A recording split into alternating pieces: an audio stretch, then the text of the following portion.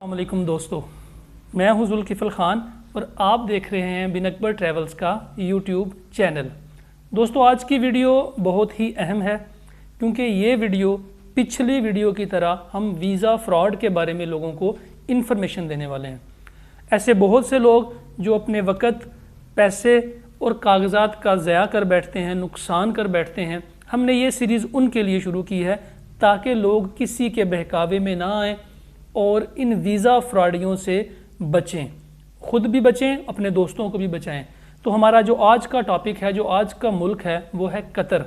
हमारी आज की वीडियो कतर के बारे में है कि कतर का वीज़ा फ्रॉड कैसे किया जाता है, कैसे लोग इनके झांसे में आ जाते हैं, कैसे अपने पैसे का ज़िया कर बैठते हैं और कैसे अपने कागजात से हाथ धो बैठते हैं। कतर के बारे में स्टेप बाय स्टेप आपको पूरी इन्फॉर्मेशन देंगे कि ये फ्रॉडिये आपके साथ क्या सलूक करते हैं और असल में कतर का वीज़ा कैसे निकलता है। ये दोनों इन्फॉर्मेशन हम आपको देंगे। सबसे पहले बात करते हैं कि ये लोग आपको अपने जाल में कैसे फंसाते हैं। कतर के लिए चूँकि बहुत से लोग ट्राई करते रहते हैं, ऑनलाइन भी, फेसबुक के ऊपर भी, व्हाट्सएप पे भी, यूट्यूब पे भी कतर का वीज़ा हासिल करने के लिए, तो इसलिए इन सोशल मीडिया चैनल्स के ऊपर फ्रॉडिये भी बहुत ज़्यादा एक्टिव होते हैं और ये देखते हैं कि सादा लोगों को हम कैसे अपने जाल में फंसाएंगे।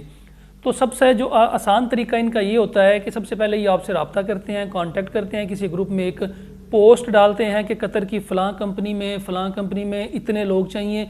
उसके आगे बड़ी बड़ी अच्छी सैलरीज़ लिखी होती हैं कि किसी की 1800 रियाल है, ड्राइवर चाहिए, हमें इंजीनियर चाहिए, हमें प्लम्बर चाहिए, हमें इलेक्ट्रिशियन चाहिए। एक बहुत बड़ा बैनर लगा होता है और उसके ऊपर मुख्तलिफ़ किस्म के शोबे दिए होते हैं कि इस शोबे में हमें इतने लोग चाहिए, इसकी सैलरी इतनी होगी, और वो बड़ी अच्छी सैलरी लिखी होती है।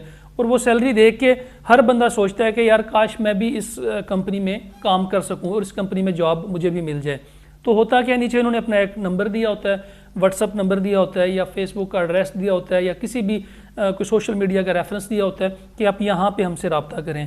फिर आप वहाँ पर उनसे रब्ता करते हैं, उनसे पूछते हैं कि भाई मैं ये कतर में वीज़े के लिए अप्लाई करना चाहता हूँ, आपने ऐड दिया था सोशल मीडिया के ऊपर, तो मैं कतर के वीज़े के लिए अप्लाई करना चाहता हूँ। फिर वो आपसे कहते हैं कि जी आप ऐसा करें कि आप एक मेडिकल करवाएं।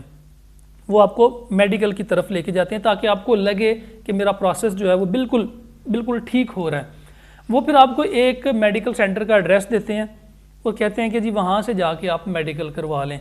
वो मेडिकल सेंटर वाला भी इस फ्रॉड में मुलव्वस होता है और वो मेडिकल आपका करता है कोई तकरीबन 8 से 9 हज़ार में या 10 हज़ार में भी। कुछ लोग बताते हैं कि 10 हज़ार रुपये ले लेते हैं।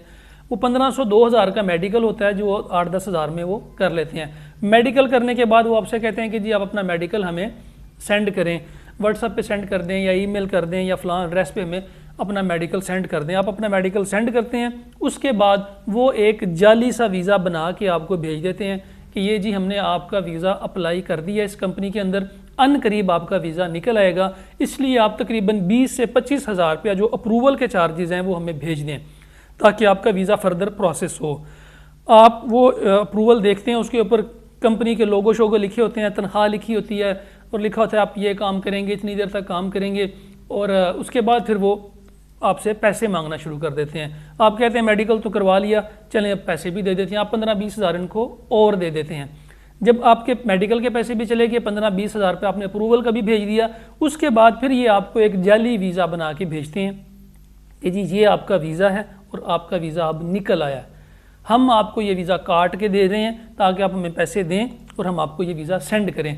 जब ये पोजीशन आती है तो फिर आप होते हैं डबल माइंडेड कि मैं इस सारे पैसे कहाँ से दूँ, 2 लाख या 2.5 लाख या 3 लाख जो भी आपकी उनसे डील तय होती है।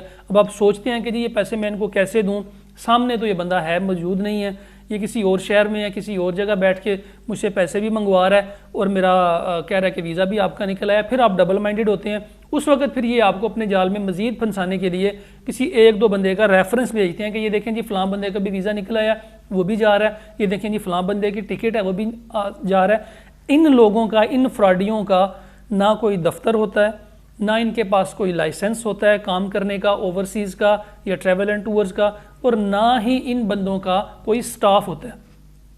ये आपको ऑनलाइन बैठ के ही पागल बना रहे होते हैं, ऑनलाइन बैठ के ही आपके साथ ये खेल खेल रहे होते हैं। ये बिल्कुल भी सामने नहीं आते। सामने कौन लोग आते हैं, जैसे आप मेडिकल सेंटर में गए हैं तो मेडिकल सेंटर वाले को तो पता नहीं होता कि भाई आप ये क्या किस लिए आए हैं। वो तो आपसे कहते हैं कि भाई ये फ़ीस है और ये आप पे कर दें और मेरा मेडिकल कर दें। उसको उस बंदे की कॉल चली गई होती है कि जी मैंने आपके पास बंदा भेजा, इसमें से मेरी कमीशन इतनी है और आपने इतने पैसे इनसे लेने हैं। वो आप मेडिकल करवा के फ़ारग हो जाते हैं 20-25 हज़ार रुपये, यानी कम से कम 40 से 50 हज़ार रुपये का आप नुकसान करके बैठ जाते हैं और फिर सोच रहे होते हैं कि अब मैं इसको मज़ीद पैसे दूँ या ना दूँ। तो मेरे भाई, कतर का वीज़ा इस तरीके से बिल्कुल भी नहीं मिलता। कतर के वीज़े के लिए होता क्या है कि सबसे पहले जिस कंपनी ने आपको हायर करना होता है या किसी भी दोस्त जो आपके लिए कतर का वीज़ा भेजता है, वो आपसे कहता है कि मुझे अपनी पासपोर्ट कॉपी भेजो, अपने डॉक्यूमेंट्स भेजो। फिर वो वहाँ पे आपके लिए वीज़ा अप्लाई करता है। वीज़ा अप्लाई करने के बाद वो यहाँ पे इस्लामाबाद में कतर वीज़ा सेंटर की अपॉइंटमेंट लेके देता है और यहाँ पे QVC में आपका मेडिकल होता है, मेडिकल की अपॉइंटमेंट मिलती है। इसी के साथ आपका 1 साल की जो उसकी फ़ीस होती है ID की, उसकी फ़ीस पे होती है, आपकी इंश्योरेंस पे होती है। जब आपका मेडिकल ऑनलाइन हो जाता है, कतर की उस कंपनी में शो होता है, जिस कंपनी का वीज़ा आपके लिए निकलना होता है, उसके बाद फिर आपका वीज़ा इशू होता है। उससे पहले वीज़ा इशू नहीं होता। और आज तक जो आज की डेट है, इस वक्त 22 जुलाई 2021 में अभी तक कतर की कोई कंपनी वीज़ा इशू नहीं कर रही। इसलिए आप इन फ्रॉडियों से बचें और अपना पैसों का भी ज़िया होने से बचाएं और किसी और भी दोस्त, जो भी दोस्त आपके इन फ्रॉडियों के हाथों में फंसते हैं, उनसे बचें। क्योंकि कतर का वीज़ा ऐसे हरगिज़ नहीं निकलता कि आप किसी और लेबॉर्ट्री से मेडिकल करवाएं, कहीं और अप्लाई करें और कतर का वीज़ा कोई बंदा आपको ऐसे निकाल के भेज दे। ऐसे नहीं होता।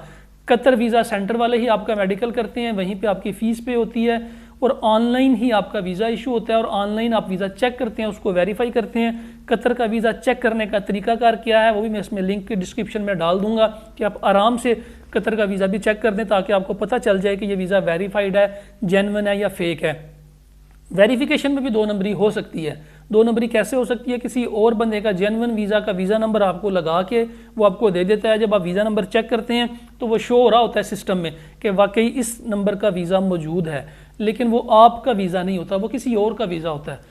इसलिए उसको भी एक टेक्निकल तरीके से चेक करना पड़ता है कि ये वीज़ा नंबर जो दिया जा रहा है ये आपका ही है या किसी और बंदे का है, ये वीज़ा पहले से इशूड है या नया वीज़ा इशू हुआ है। और वीज़ा नंबर के अंदर सारी डिस्क्रिप्शन मौजूद होती है, वो भी हम आपको तरीकाकार बता सकते हैं। लेकिन अगर आप हमारी इस वीडियो को सब्सक्राइब करें, हमारे चैनल को सब्सक्राइब करें, बेल आइकन का बटन लाजमी दबाएं, क्योंकि हमारी जो आने वाली वीडियोस हैं वीज़ा फ्रॉड के मामले में, USA की, कनाडा की, ऑस्ट्रेलिया की, माल्टा की, रोमानिया की, जापान की, ये सारी वीडियोस आपको मिलें ताकि आपके पास इंफॉर्मेशन हो कि जो जेन्युइन वीज़ा है वो कैसे अप्लाई होता है और फ्रॉडियों का तरीका वारदात क्या है। इसलिए आप हमारे चैनल को सब्सक्राइब करें, बेल आइकन को लाजमी दबाएं, लाइक का बटन दबाएं।